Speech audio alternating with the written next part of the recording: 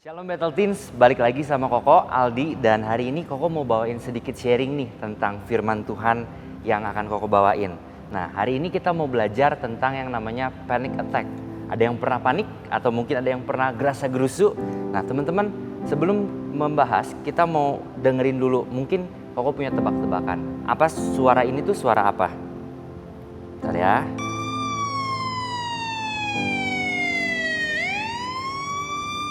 Oke, cukup. Nah, mungkin dari antara kita ada yang udah langsung ketebak.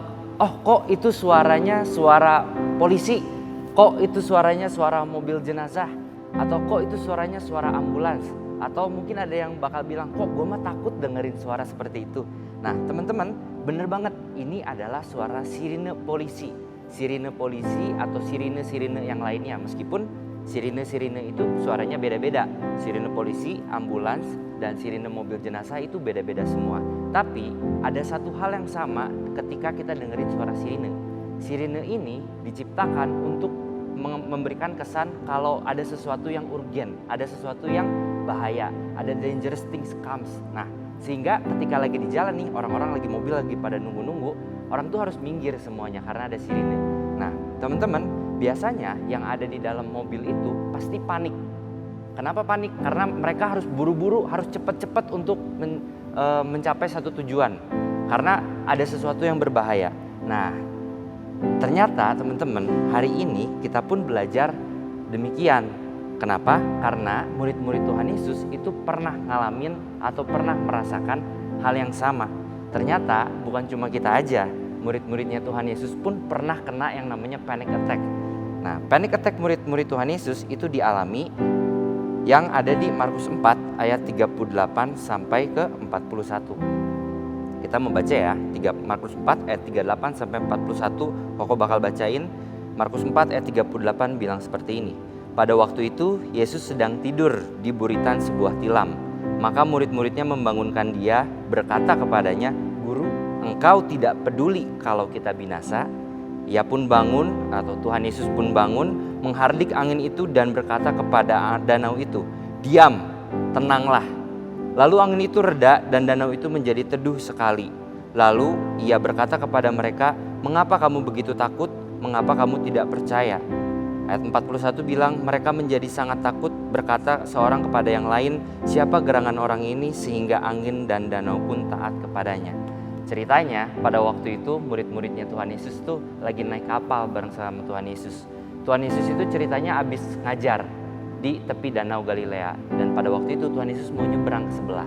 Ternyata teman-teman, ketika Tuhan Yesus tidur di kapal, ada angin yang menyebabkan taufan, angin topan atau mungkin badai mungkin zaman sekarang. Oh, keombang-ambing ombaknya gitu ya. Perahunya keombang-ambing sama ombak. Mungkin yang di dalam kapalnya takut, udah campur mual mungkin ya karena mabok laut ataupun apa yang terjadi. Pokoknya murid-murid Tuhan Yesus panik. Nah, ketika murid-murid Tuhan Yesus panik, dia membangunkan Tuhan Yesus. Teman-teman, kita belajar dua hal. Ketika kita mengalami panik yang ada dalam kehidupan kita seperti murid-muridnya Tuhan Yesus ini, ada dua poin yang bisa kita pelajari dari murid-muridnya Tuhan Yesus.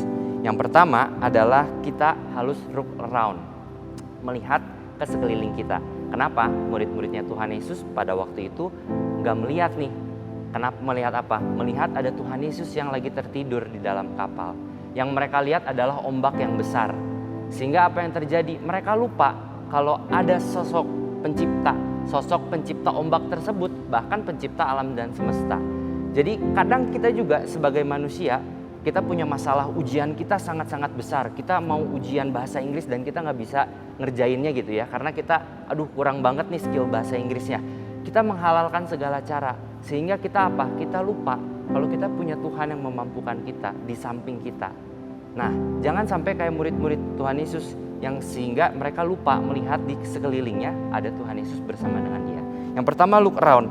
Yang kedua, poin yang kedua adalah look inside. Teman-teman, di ayat yang ke-40 Tuhan Yesus bilang seperti ini. "Mengapa kamu begitu takut? Mengapa kamu tidak percaya?" Nah, sesudah murid-murid Tuhan Yesus membangunkan Tuhan Yesus malah bilang seperti itu, menegur murid-muridnya dengan keras. Nah, teman-teman, apakah kita sebagai anak-anak muda mau jadi seperti itu, orang yang meragukan kuasanya Tuhan? Sehingga kita perlu apa? Kita perlu yang namanya look inside inside deepest of our heart, teman-teman. Ketika kita melihat di dalam hati kita, apakah kita beriman, punya iman yang besar, punya iman yang cukup untuk apa sih? Untuk melihat bahwa Tuhan Yesus itu ada bersama dengan kita. Kenapa teman-teman itu penting? Karena kita tahu Tuhan di sekeliling kita, Tuhan itu menyertai kita, itu nggak cukup. Tahu dan percaya adalah hal yang berbeda. Nah, ketika kita tahu, kita pun harus dibekali dengan satu yang namanya iman. Jadi bukan cuma sekedar tahu, tapi kita harus percaya juga. Jadi lebih dari sekedar tahu, yaitu adalah percaya. Kita harus melihat di dalam kehidupan kita, di dalam diri kita, di dalam hati kita, apakah kita benar-benar percaya atau enggak bahwa Tuhan ada beserta dengan kita.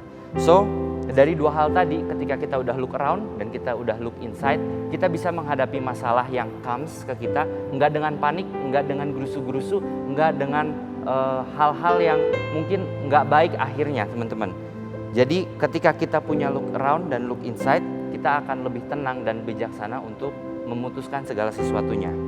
Koko mau tutup firman Tuhan hari ini dengan satu ayat. 1 Korintus 10 ayat 13 bilang seperti ini. Pencobaan-pencobaan yang kamu alami ialah pencobaan-pencobaan biasa yang tidak melebihi kekuatan manusia. Sebab Allah setia dan karena itu Ia tidak akan membiarkan kamu dicobai melampaui kekuatanmu. Pada waktu kamu dicobai, Ia akan memberikan kepadamu jalan keluar sehingga kamu dapat menanggungnya. Teman-teman, jangan sampai masalah kita mengalihkan pandangan kita bahwa kita punya Tuhan yang besar menjadi kita punya masalah yang terlalu besar. Sekian dan thank you.